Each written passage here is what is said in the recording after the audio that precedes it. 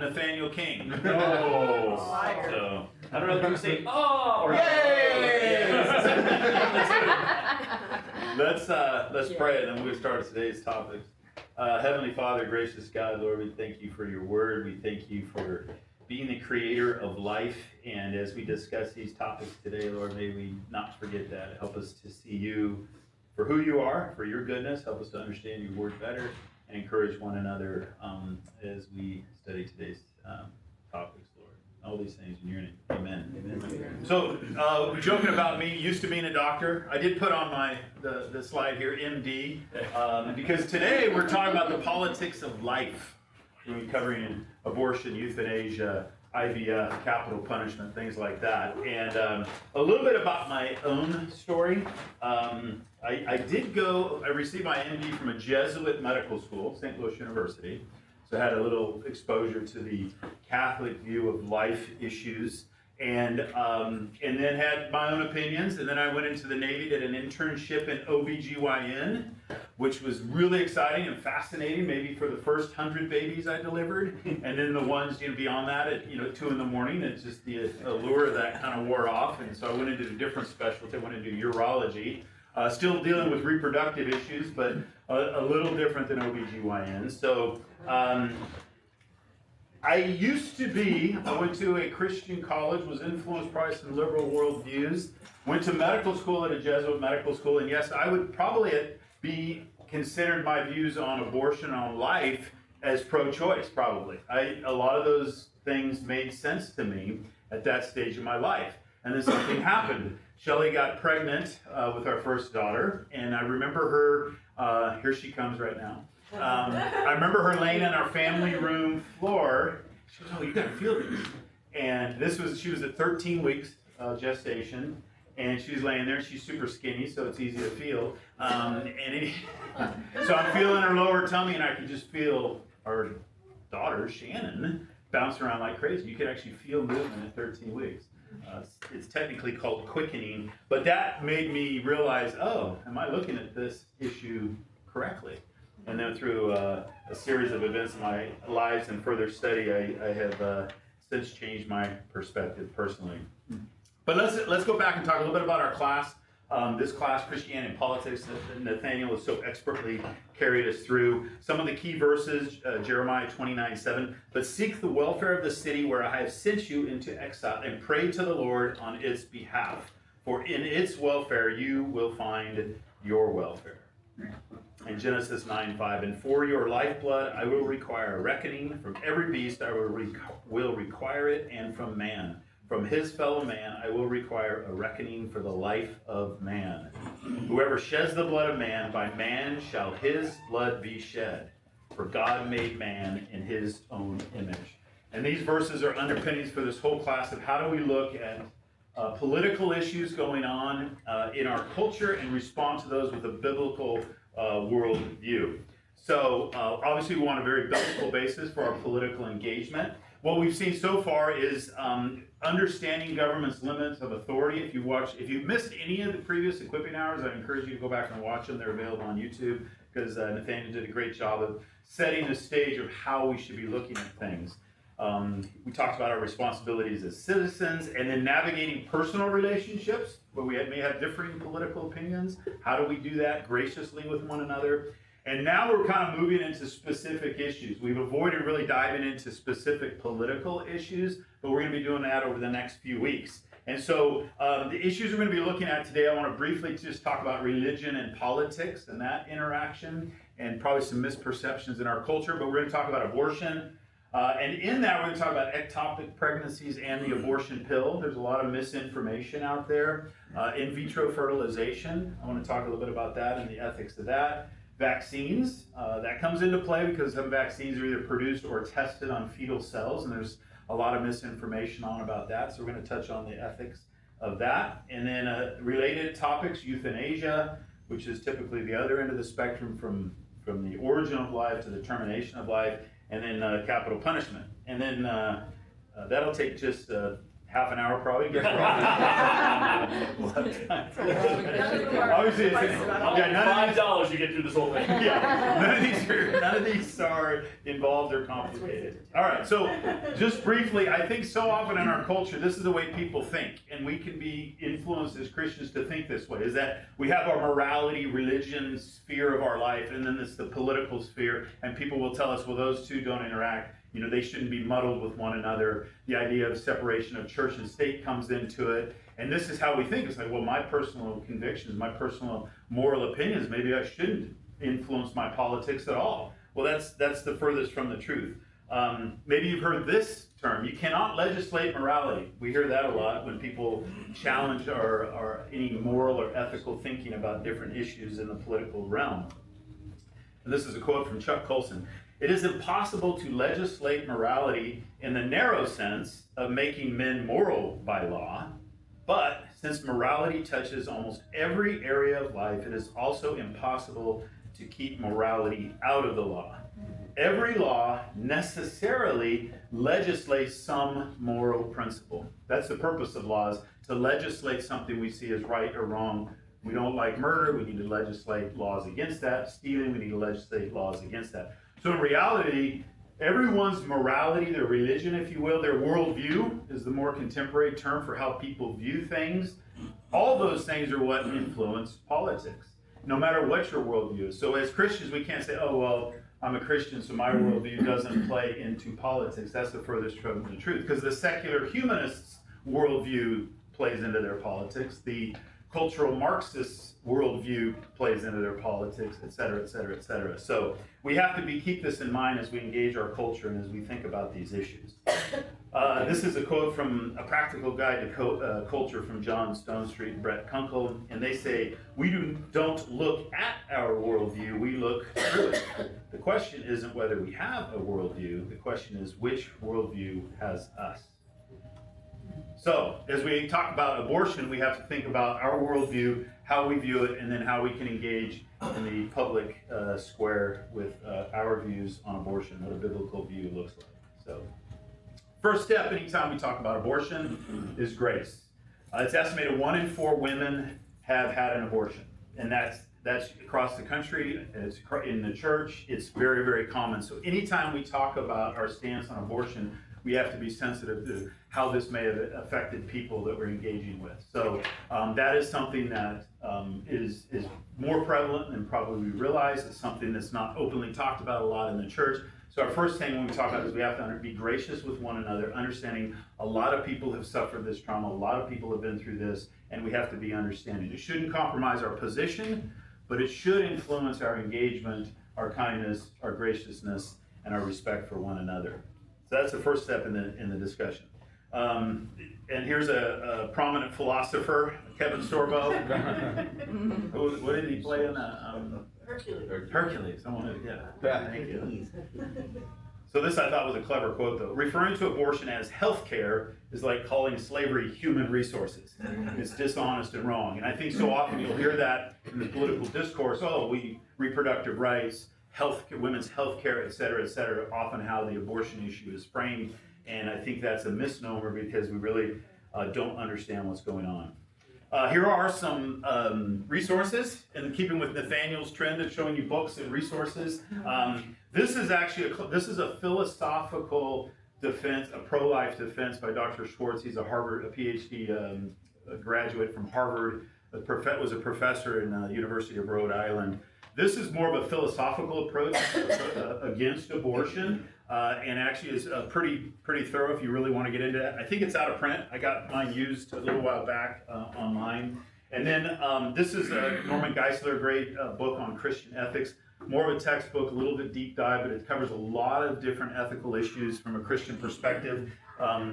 If anybody wanted to have that as a reference. The one in the middle is it's a short, I think it's only 60 some pages. It's less than $3, the Kindle version, if you want to download it.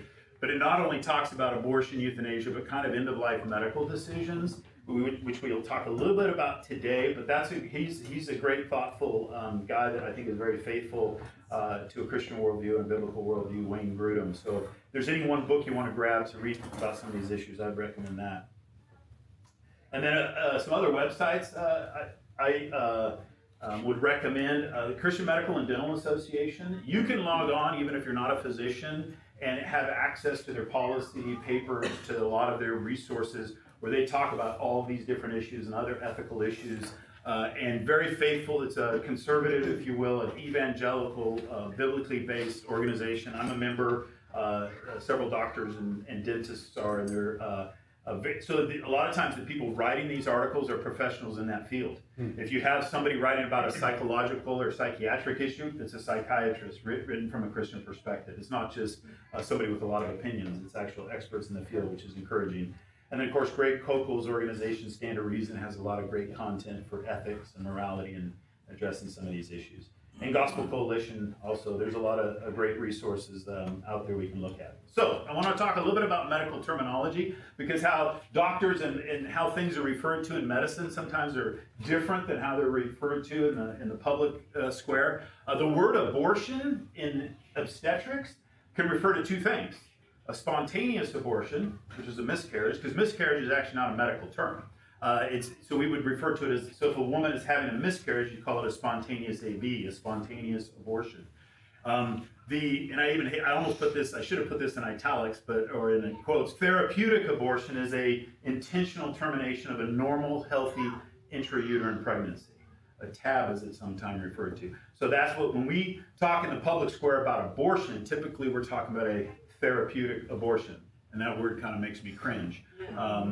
But it's not very therapeutic for the baby that's being killed. So those are kind of the terminology, though. If you hear people, I remember as an intern, I was learning all this information. And when we were writing down, if maybe you've seen these things, GPA, those designations, and that's basically a medical designation on a chart. G3P2A1 is a woman that's been pregnant 3 times. G means gravidator. P is has delivered 2 babies. And then A is 1 abortion. Now that can be a miscarriage or an intentional therapeutic abortion in this case. This actually happens to be my wife. She was pregnant 3 times. We had 2 babies and she had a miscarriage. Sorry, honey, I didn't ask permission for that. Yeah, that's a HIPAA violation. Yeah.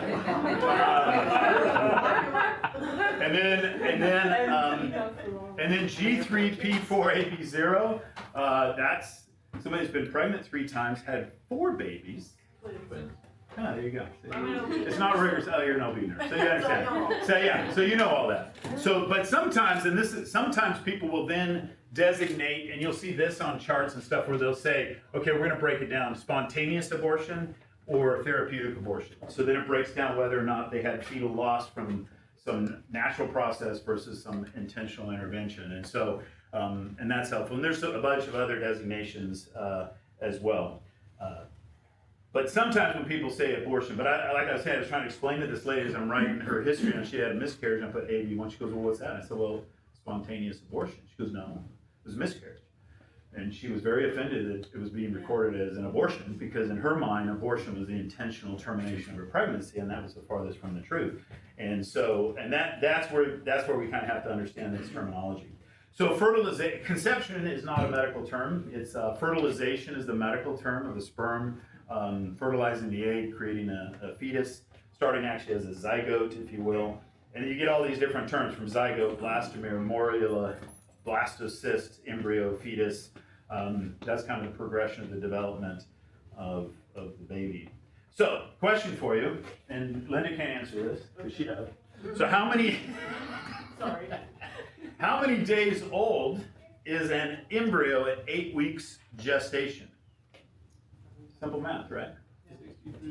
56. 56 would be the answer. No, it's 42. What? Because just estimated gestational age is based on last menstrual period, not on the time of fertilization. So there's a 2-week window there typically. So what you have then is, this is a convention back before it was understood embryologically what's going on. It was just the way that pregnancies were dated from the last menstrual period, not from the time when the actual conception or fertilization occurred. So that's where we get that. So the reason I mention this is because in discussion of, when we say how far along is she, typically we're talking about gestational age, she's so many weeks along, etc. How many weeks? 5, 6, 10, 12 weeks. all the way up to 40 weeks includes the 2 weeks before actual fertilization. That's just the convention, if you will. So,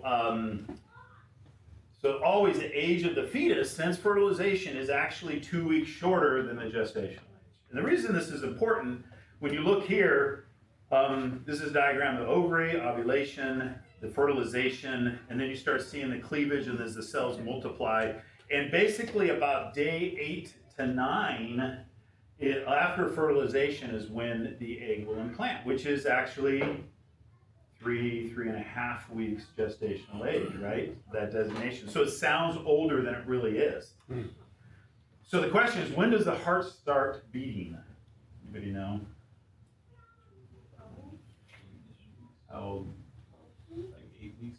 About 5 to 6 weeks, about 6 weeks gestational age. Actually, about 21 days after fertilization. 3 weeks, there's a heartbeat after fertilization. Was that heartbeat law, Joe? Yeah, that's a lot of states are trying to pass heartbeat laws. If there's a detectable heartbeat, then well, that's detectable heartbeat. I don't want to get into too much of this. It actually, there's evidence of blood being circulated by the pulsation of the early heart before you can detect it, embryologically speaking. So that's what is occurring. But what we have to realize is how early the heart starts beating in a fetus, in a baby. So, and when I say fetus, that is a medical term, but literally the Latin for that means offspring or little one or springing forth. So fetus is not it actually, its original term is not a detached, inhumane term. It's actually referring to a little person, which, if you're discussing that with somebody, you might want to educate them on what fetus actually means. So I don't think it's wrong for Christians to refer to a developing baby as a fetus, but sometimes a preborn baby might be more effective.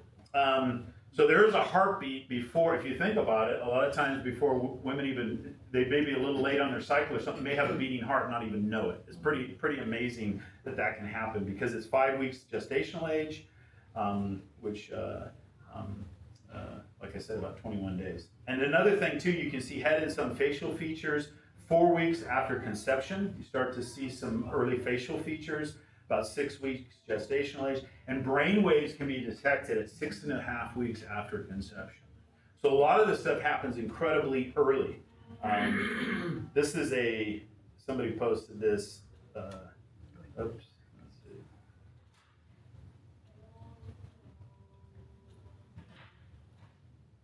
There we go. This is somebody's ultrasound they posted over to the doctor. This is 6 weeks, 6.5 weeks maybe.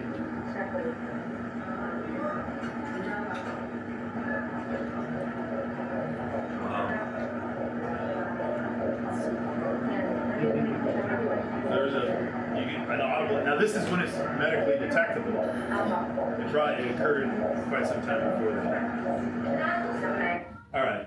So here's kind of, when you see diagrams like this, you see fetal progression, there's this jump here. It talks about fertilization, 2 weeks gestational age, that's actually 2 cells dividing there, so it's a little misleading, right? And then at 4 weeks, which is 2 weeks post-fertilization, etc., this you figure is about 12 to 14 weeks right here, 10 weeks after fertilization, 12 weeks after fertilization. That's roughly the time window when most women have abortions, just to give you an idea. Which is where? About in here, 10 to 12 weeks, 12 to 14 weeks, somewhere in there. 12 weeks plus or minus. That looks pretty human to me, so that gives you an idea. And these, don't ask me how all these pictures were obtained. This is quite a history here of how this was obtained. But you can see how early life develops. This is a little more of a diagram. Again, the fetus at 5 weeks, that's the English spelling, F-O-E-T-U-S. 5 weeks is actually 3 weeks post-fertilization. So should be a beating heart in that little one as well. So anybody know what this is? An ultrasound. That's an ultrasound. In the very, very early stages of ultrasonography. So this was probably, the technology wasn't much better than this when Roe v. Wade was first passed in 1973. You could kind of see forms and yeah, maybe that's a head and there's the legs and it's kind of just a blob. How many times have we heard that argument, right? Maybe there's the head of a baby. It's like, wow, cool. And then this is actually a 4D ultrasound.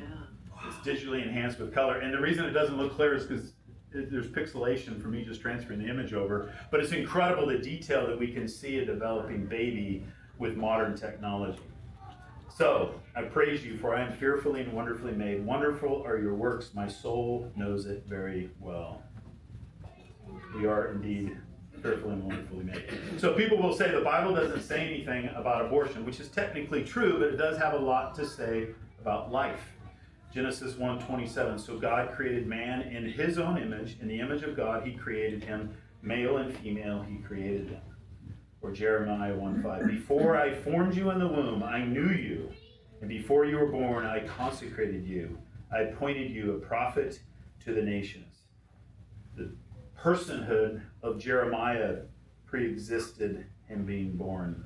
Jeff, is Yeah. there a difference? I mean, when we talk about gestational age, and what's the other? Is there a term for the time since fertilization, or is that just not a medical term? It's not really used practically speaking. I mean, some people could say fetal age, Okay. Not gestational age. They might use that term, something like that. Okay.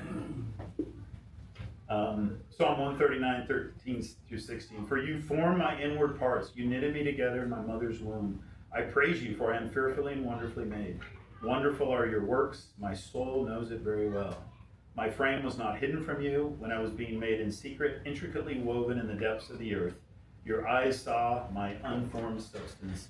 In your book were written, every one of them, the days that were formed for me, when as yet there was none of them. That's David praising God. So the preborn as a person are mentioned in the Jeremiah passage. You just get this sense with so many of the scriptures, this connection with the preborn person being a person. I mean, Isaiah 49:1, listen to me, O coastlands, and give attention, you peoples from afar. The Lord called me from the womb, from the body of my mother. He named my name. And Ecclesiastes 11:5, this is one of my favorites. It's not often quoted as a pro-life verse. As you do not know the way the spirit comes to the bones in the womb of a woman with child, so you do not know the work of God who makes everything. It seems to be a statement of fact that there's a spirit, a soul, ensouled in the preborn child, in the fetus. I like that passage. And then of course we just looked at this a few weeks ago in Luke 1:44 when Mary walked in and greeted Elizabeth, and John the Baptist jumped in Elizabeth's womb, and he said, for behold, this is Elizabeth speaking, for behold, when the sound of your greeting came to my ears, the baby in my womb leaped for joy. So there's this connection. Now John wasn't aware enough to understand joy, but for whatever, there's a connection of a very human emotion or experience here connected with the preborn child. This is oftentimes some people will say, well, here's evidence that the child is not a miscarried fetus or baby is not really a person, and they'll misinterpret this passage in Exodus 21, and it's addressing when two men are fighting, they accidentally hurt or injure a pregnant woman. Well, let's read it. When men strive together and hit a pregnant woman so that her children come out, but there is no harm, the one who hit her shall surely be fined, as the woman's husband shall impose on him, and he shall pay as the judges determine. But if there is harm, then you shall pay life for life, eye for eye, tooth for tooth, hand for hand, foot for foot, burn for burn, wound for wound, stripe for stripe. Pay no attention to that alfalfa at the bottom. But this is sometimes used by people that are pro-choice. They see, it says if the child comes out and there is no harm, meaning like, well, the baby could be born, the mother's fine, therefore it's a justification. But that's not what this passage is saying. It's actually referring to the fact that if it's a miscarriage where there is death and it's life for life, however, if maybe the baby's born prematurely and survives, then there's no harm. And that's, I think, the proper interpretation. But I've engaged in discussions with people over this verse where they say, no, this is proof that the child's not alive. How is that misused? Say it again. So what they'll say is that so that the children come out, but there is no harm, they'll say that if they'll interpret that as a miscarriage. And actually, I think some translations have translated some of these words miscarriage, and so you have to be careful on the translation. But so they'll say that her children come out, and they'll refer that there is no harm to the mom and not to the child, not to the fetus or the baby. But if you continue to read, it seems to make a parallel for both, because it talks about if there is harm.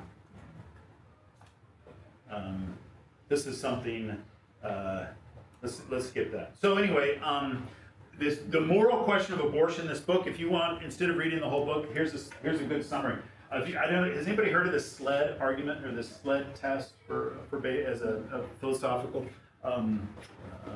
defense of pro-life defense? So this is a nice acronym to remember, and Dr. Schwartz is the one that kind of initiated this. And this is good for discussing people. We can quote scripture references to a lot of people, but they're just going to be completely dismissive. So there are good philosophical, moral arguments that are pro-life that sometimes can start a conversation for some people that aren't believers or don't hold the Bible as authoritative. But he basically said pretty much every pro-choice argument or pro-abortion argument falls into one of these four categories. Something about the size of the fetus, the level of development, the environment, and the degree of dependency. So what they'll say is, it's just a small thing. How many times you go, oh, it's super small. 10 weeks, it's just a small thing. Okay, well, his case is the unborn's small size does not diminish their right to life. Just because someone is smaller or less developed doesn't mean they are less human. And we wouldn't use that to, well, they're just a small little child. They're not as significant. Their life isn't as valued as a big, huge guy. Yeah. Level of development, that often is, well, they're so early in development. Again, the fact that the unborn is not fully developed is irrelevant. Humans are constantly developing from infancy to adulthood, and this doesn't change their intrinsic value or rights. Obviously, a baby is not fully developed once it's born, and we would hold that that is a life. And then the environment. The unborn's location in the womb doesn't affect its humanity. Whether inside or outside the womb, the unborn is still the same human being. The setting doesn't make a difference whether it is in or out. And that's why late-term abortion is so egregious, because there's very little difference in the baby inside or out. And then degree of dependency, that's another argument. Well, it's dependent on the mother, therefore it doesn't have value perhaps. The unborn's dependence on the mother for survival does not make it less human. Many people, newborns, the elderly, the sick, mentally impaired, etc., are dependent on others, but still retain a right to life. They are still created in the image of God. Yeah, Ted? Quick question. Before fertilization, do you consider that to be still a human before fertilization? Well, what's before fertilization is an egg, Yes. which is from the mother and only has half the genetic material of the mom, and then the sperm has half the genetic material from the dad. So those are two cells. Those do not have, they're a product of that person, but they are not a separate human life. So prior to fertilization, Merging that makes it. yeah, Like a skin cell. yeah, like any kind of, and in fact, what's different about eggs and sperm is they have, like I said, half the genetic information. They have 23, not 46 chromosomes. So they actually, every other cell in our body has a 46 chromosomes, and so, bless them. This is probably kind of underscores as this gets circulated on Facebook, and maybe could be considered a little antagonistic, but this kind of states the case. For those who do not yet understand, this is your body, and this is the body of someone else. Because so much the argument is based on the mom's autonomy, their ability to make the decision for their body, their reproductive rights. That's the entire argument, with no regard for the status of the preborn child. And so many things are reduced to this type of approach. So, what about rape and incest? We hear that all the time. Well, they support, they want to ban on abortions even for rape and incest. It's kind of like, okay, what's the presuppositions there? So does the cause of the pregnancy change the status of the child? Whether it's rape, incest, or whatever, is that still a human being? Yes. Is that person still created in God's image? Yes. Even though out of tragic circumstances, but it is still. So the status of that human is no different than any other. But again, this tends to push the emphasis on the mother's autonomy. Again, well, what's best for the mom? You can't force her to raise that child. You hear that type of rhetoric. You can't force her to raise that child that she doesn't want or came out of these traumatic circumstances. And there's a presupposition there that somehow having an abortion is going to remove the trauma of rape or incest. It's somehow going to erase that or fix it. So, what do the data say? Well, there was a study, a survey of pregnant women. This is from the an organization, afterabortion.org, the Elliott Institute. They found 192 women who had been impregnated by rape or incest, and they surveyed them about what they did and their outcomes. So 69% continued their pregnancy, had the baby. 29% had abortions, intentional termination of pregnancy, and about 1.5% had miscarriages. So that gives you an idea. So one thing to point out here, so 43% of the women who had abortions felt pressured or coerced to have an abortion. And that's common even in cases outside rape and incest. It's a huge, about at least 40% birth choice here in Temecula quotes a higher number of women that feel pressured to have an abortion from family members, from the father of the baby, from so many different places. They feel like they're being pressured or pushed towards that decision. They're not really seeking a choice that's all their choice, and they look at everything. They're really being pressured. So what were the outcomes of these things? So, of the women who had an abortion, 80% said it was the wrong solution. So this is women that have been, it was out of rape and incest specifically, like I mentioned, and most said it increased the trauma they experienced, just adding insult to injury. It didn't fix things, it didn't make things any better, it didn't even make it neutral, it made things worse. And then, this is also very interesting, the ones that carried their pregnancy to birth, 80% said they were happy with their decision.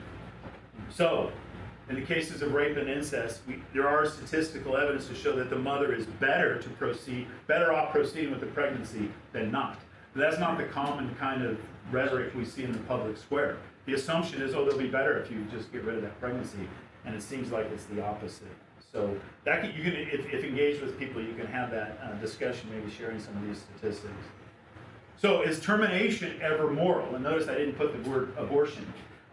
So one of the exceptions, and some states had these laws before Roe v. Wade, some states are trying to implement these laws, that if it's for to save the life of the mother, then it may be morally justified.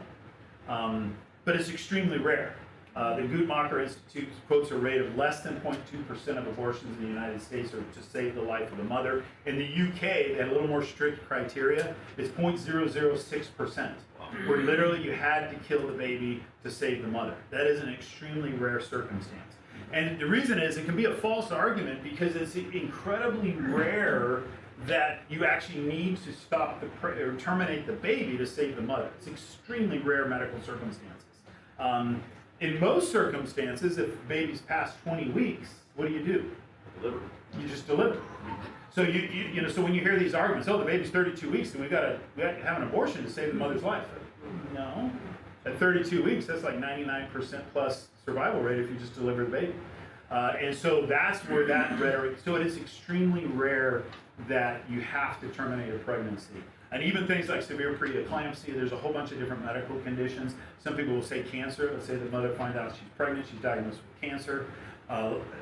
Delay in the treatment of that cancer may not have a significant outcome. So it's one of those things we have to be very, it's extremely, kind of a false, this is sort of a false argument really as far as, oh, well, you know, what about in those cases? It's so rare, and it doesn't justify the intentional termination of a healthy pregnancy and the mom's healthy and everybody's healthy.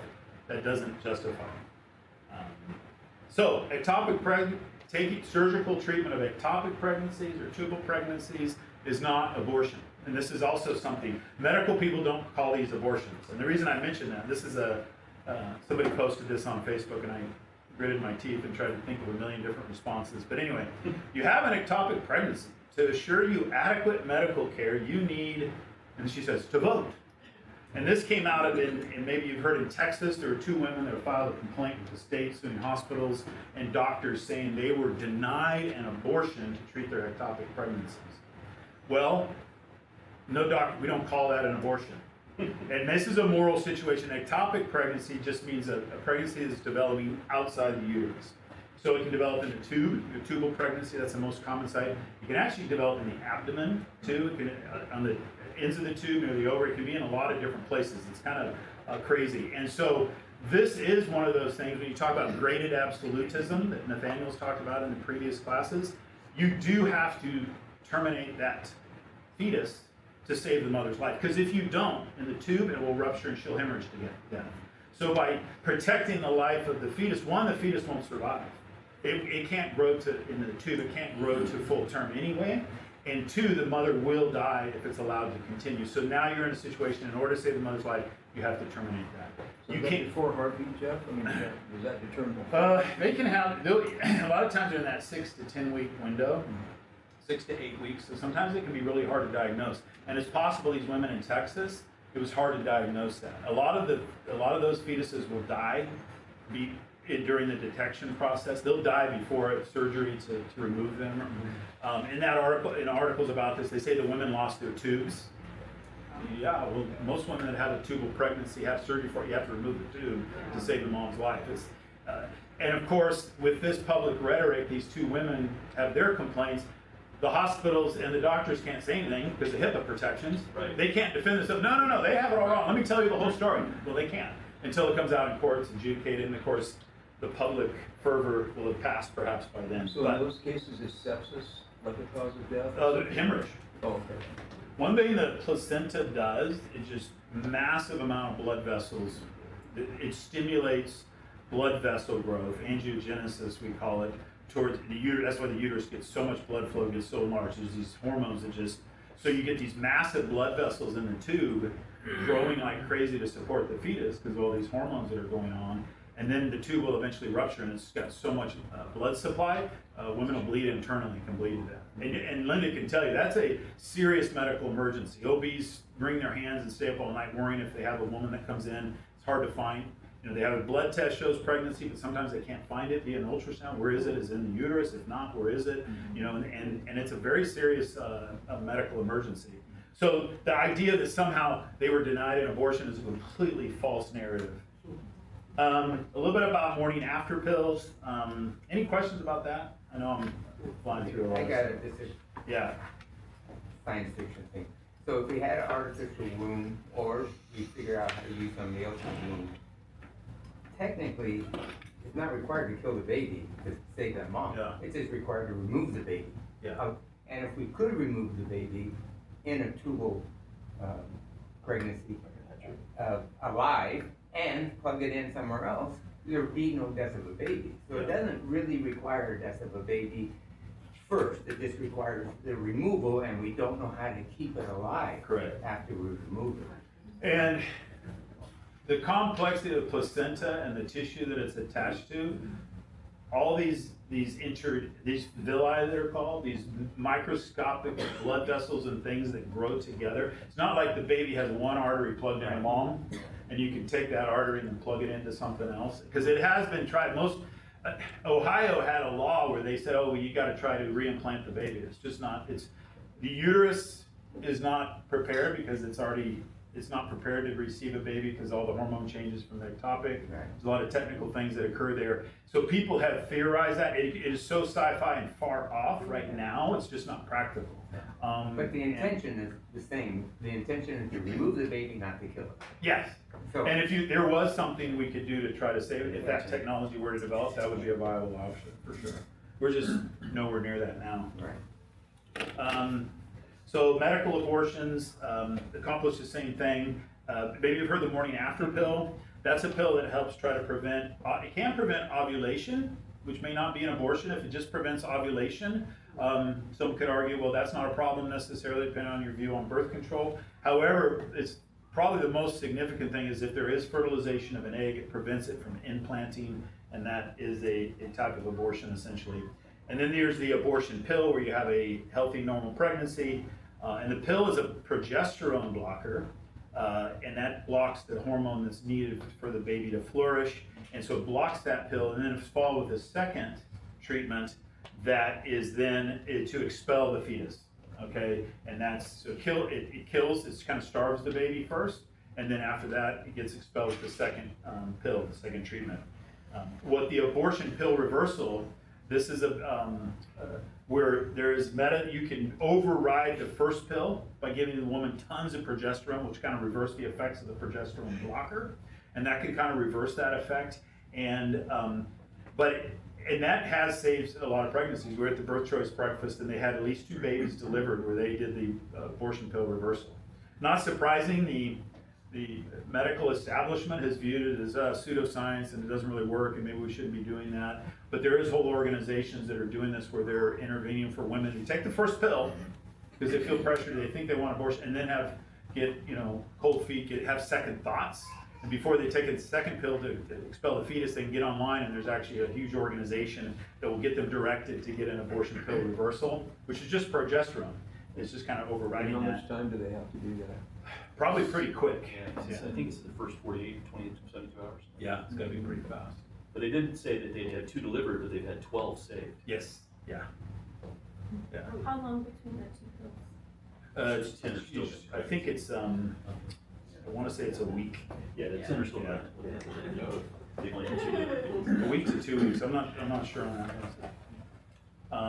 Anyway, so just going back and some of the politics of this, Roe v. Wade, of course, passed in 1973, and the Dobbs decision in June of 22 overturned Roe v. Wade, essentially returned the issue of abortion to the states, that there's no federal protection for abortion rights.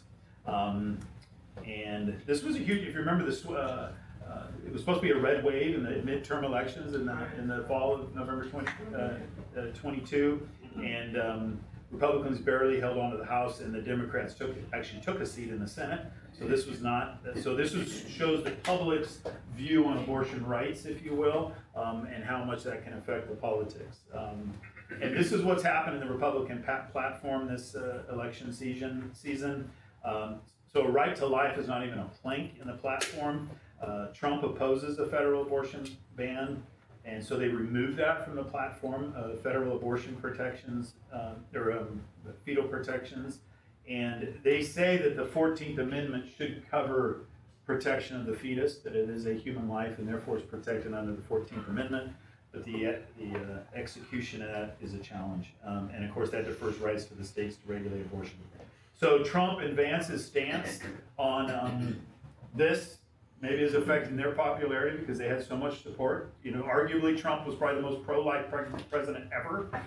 Whether you love him or hate him, what he did in 2016 to 20 is pretty amazing, getting the justices on the Supreme Court to overturn Roe v. Wade. However, he and his running mate have kind of distanced themselves from a real staunch pro-life stance, which is interesting. So we'll see how that plays out in the election. What about pro-life Democrats? The Democratic Party used to have a huge amount that were pro-life, a lot of Catholics, Democratic Catholics. Now there's only a couple, I think 2 or 3 in Congress, less than 1% are pro-life Democrats. So the Democratic platform is very pro-choice currently. Hey Jeff, would it be fair to say that Donald Trump is more return to the states than pro-choice? I mean, is that fair or not? Yeah, fair? I mean, and as you know, that's a people, a lot of times Republicans are more conservatives, are kind of against a federalism. They want states' independence and states' rights. So because some I've would heard him say argue. that he's pro-life, but Yeah. constitutionally, it's correct to return to the states. Then, if people want to do something that's evil, man, it's.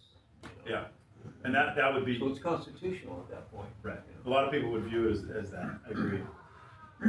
So what's going on in California? Well, minors do not need parental consent. There were 3 to have an abortion. So you can have a child. Yeah, did you have a question about I it or just comment? wanted to clarify on the Democrat slide that that's Democratic leadership in Congress, Correct. not Democrats. Yeah. Right, that's the Congress. There are plenty of pro-life Democrats in the Yeah. country. If they steer policy, that's the problem. Right, The not platform's- in Not the- elected leadership. But they're elected. Yes, Right. you're right. Well, then they're complicit.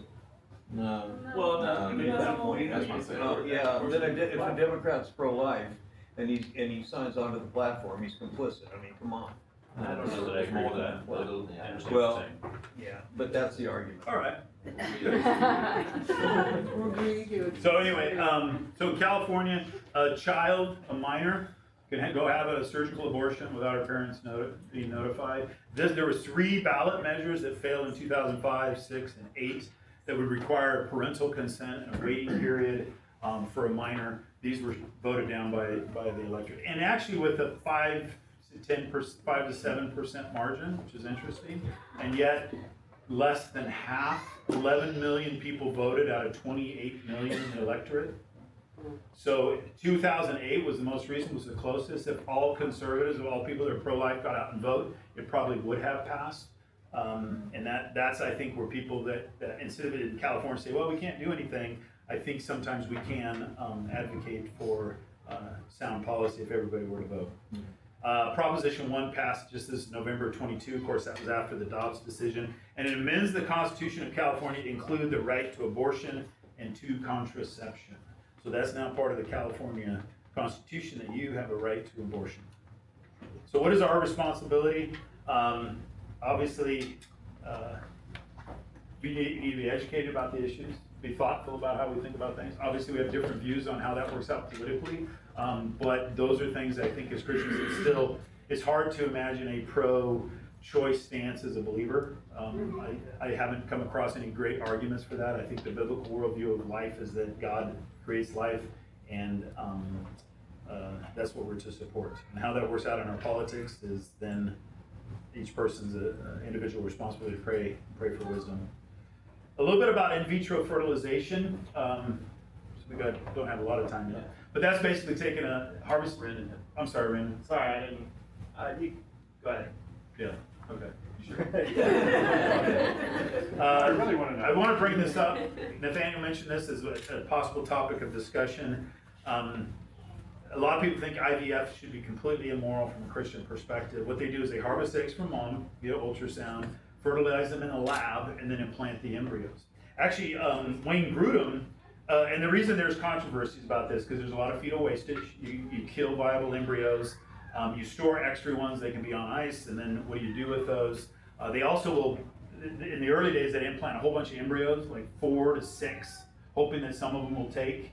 And then what happens if you get 4 implanted? Oh, what do? They would do selective reduction. Well, we'll take these 2 babies and kill them. And so, and I had a friend whose daughter-in-law was pregnant with quadruplets. They went through IVF, and the doctor said, oh, well, we'll just take this one, we'll take this one, twins. It's like, those are my grandchildren, they were like, no, those are our children. And they had quadruplets, which actually did very well. So that's why, so some of the so Wayne Grudem wrote an article, how IVF can be morally right. And this resonated a lot with me. This was published in Gospel Coalition. If it's done with a husband and wife, they fertilize a limited number of eggs, they implant with no intent of that selective reduction, and do not discard or freeze any embryos indefinitely. Very limited. It's going to be more expensive that way, but it can be more ethical.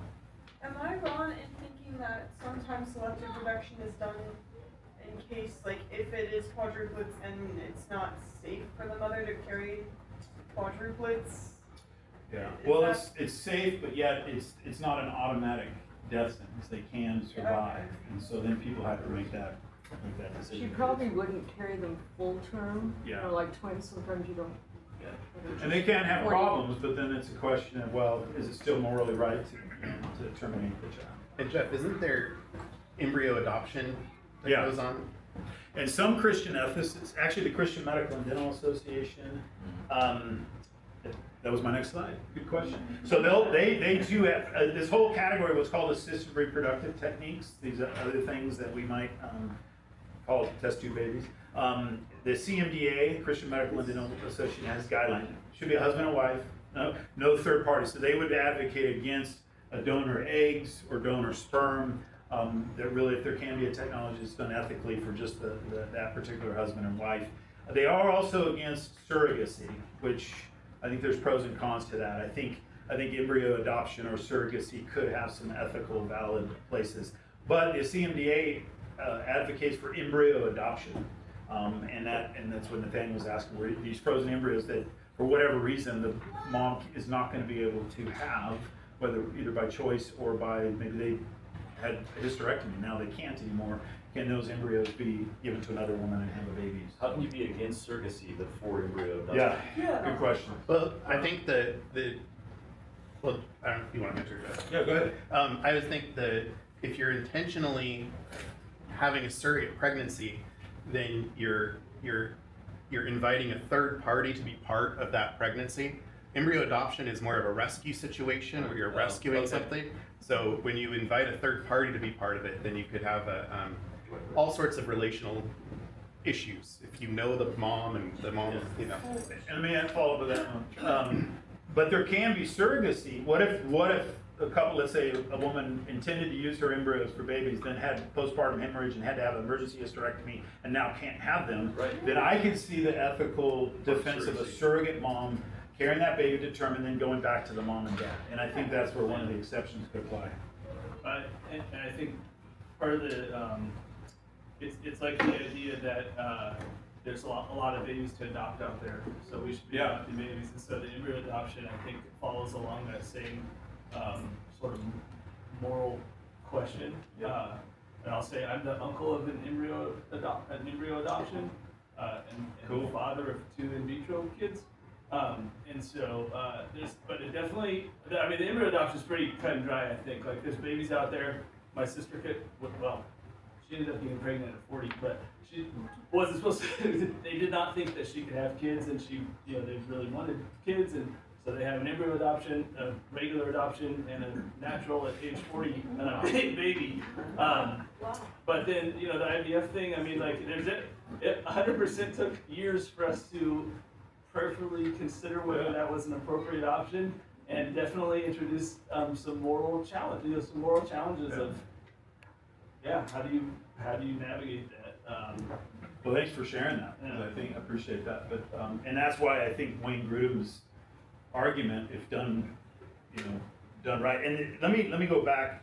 One of the things that IVF would say, there's so much fetal wastage in that.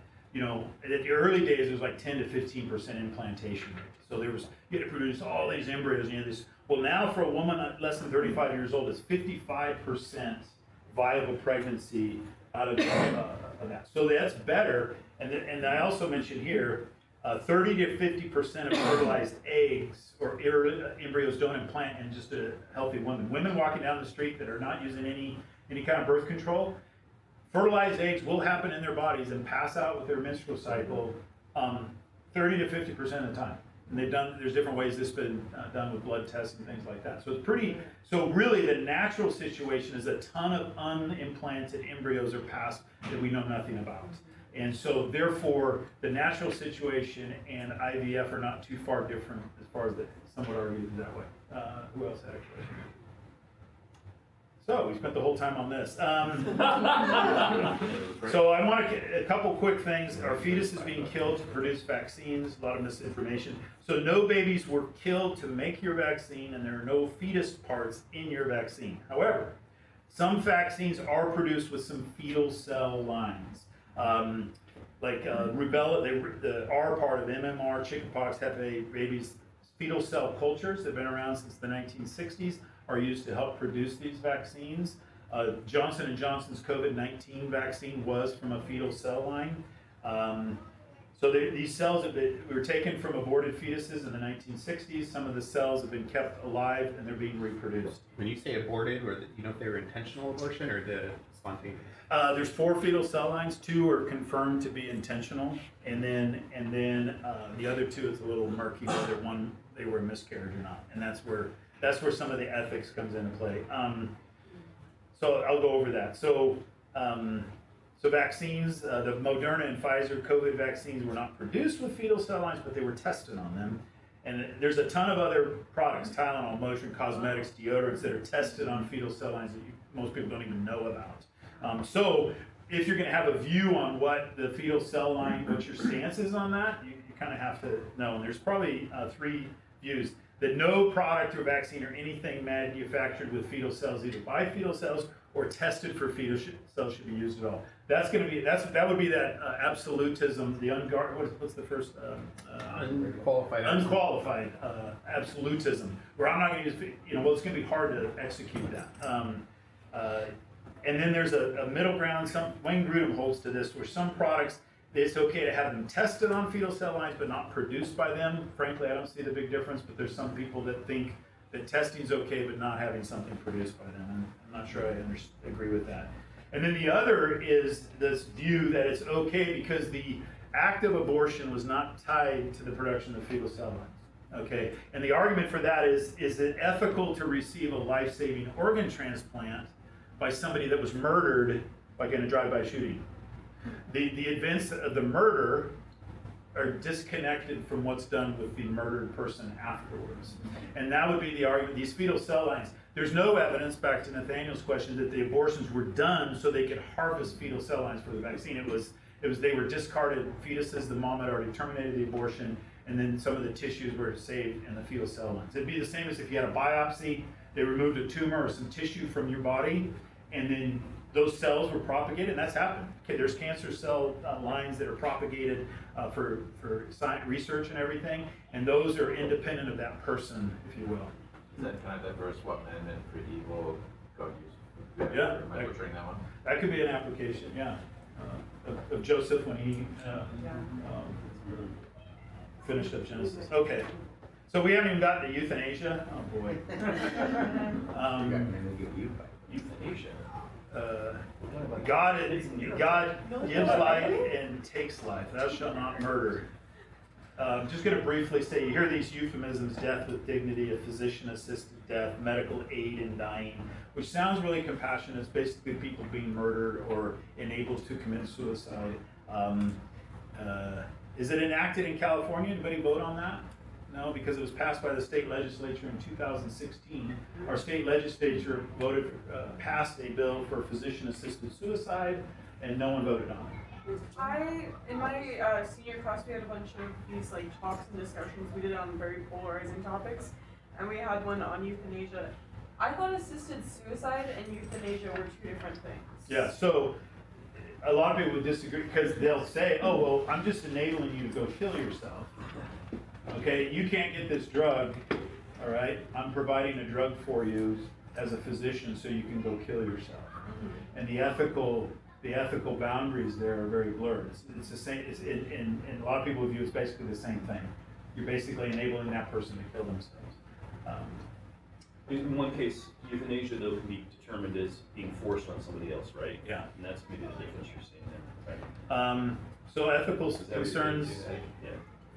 I mean, really, this is what's happened since 2016. This medical aided deaths. These are percentage of deaths in that country. So in the Netherlands, they have 4. Now they're over 5% of people's cause of death in the Netherlands is medically assisted, medically aided deaths. Canada is going exponential. You can see they passed this. It's now. If you look at this graph, there's a lot of numbers here. But if you look at the red line mixed in here, wow, that's Canada overall.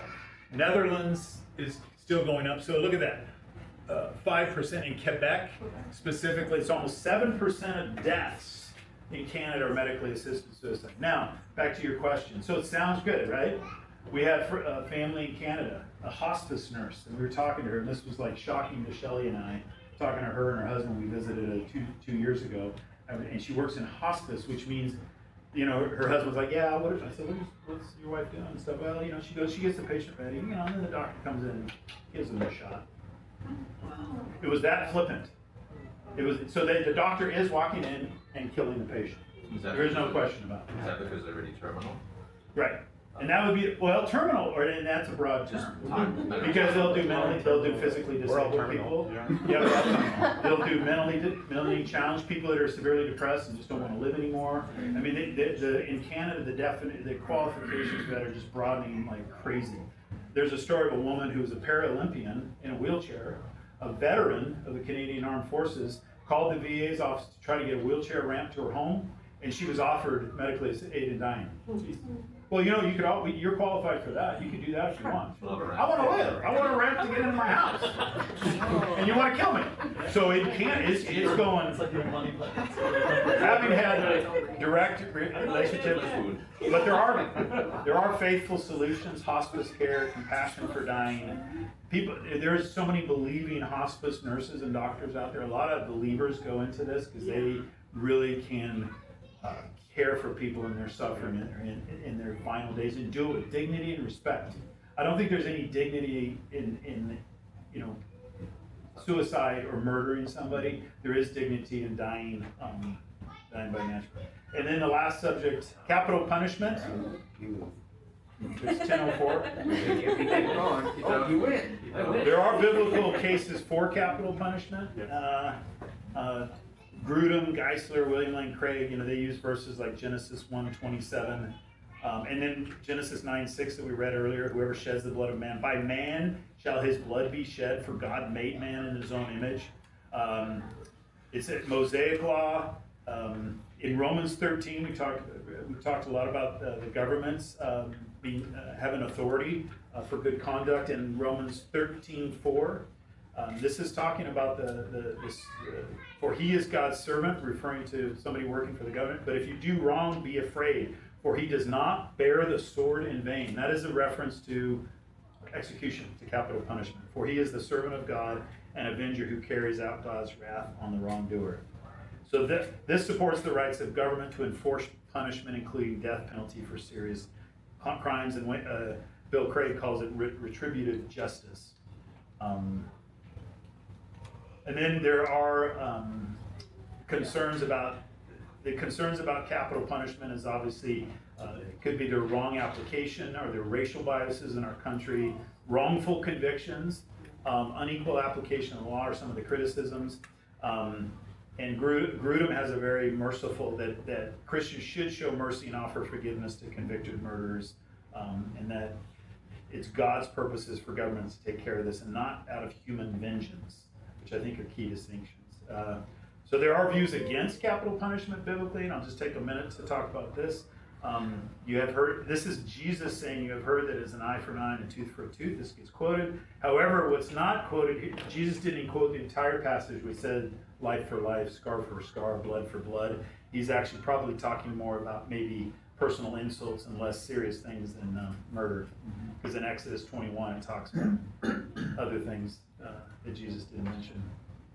And this talks about the woman caught in adultery, who they were going to stone her, which would be under the law. And Jesus said, go and sin no more in John 8. And some of the same passages are used against capital punishment, and in order to be balanced. This is Romans 12:19. Beloved, never avenge yourselves, but leave it to the wrath of God. For it is written, vengeance is mine, I will repay, says the Lord. To the contrary, if your enemy is hungry, feed him. If he is thirsty, give him something to drink. For by doing so, you will heap burning coals on his head. Do not be overcome by evil, but overcome evil with good. And I think if you dive into these, there's not a lot of, I think there's some overlap in these views, if you will. Wrongful conviction, I think, is a legitimate reason maybe to not support capital punishment. And Proverbs talks about how it's equally heinous. He who justifies the wicked and he who condemns the righteous are both alike an abomination to the Lord. So just to give you a background, Christian communities that are against capital punishment, a lot of times they're associated with people that are pacifists, social justice advocates. You'll see it in Anabaptists, Mennonites, Seventh-day Adventists. Interestingly, Seventh-day Adventists are against capital punishment, but they've been very open to abortion. Interesting, because they don't think life starts till the first breath. So that's kind of an anachronism there. Of course, Roman Catholics, Eastern Orthodox, and some prominent people like Desmond Tutu, N.T. Wright, Tony Campolo, the Sojourners founder, etc., against capital punishment. My kind of idea on this, my personal thing, is there is a biblical basis for the government to carry out capital punishment. That is biblically justified. But Christians should seek how to show God's mercy and love to everyone, including the convicted murderer. And so for that, I think we need to be sympathetic to that person that is suffering from sin, who's committed a murder as well. And so what should we do? We should pray for wisdom. If any one of you lacks wisdom, let him ask God, who gives generously to all without reproach, and it will be given him. Let's pray. Heavenly Father, may we have your wisdom, Lord, as we engage these subjects in our culture, as we engage one another, Lord. Give us wisdom and grace that you've shown to us, Lord. And just as we try to discern how best to vote, how best to engage in politics, may we reflect your goodness and mercy well, Lord. Pray for our church service today. In Jesus' name, amen.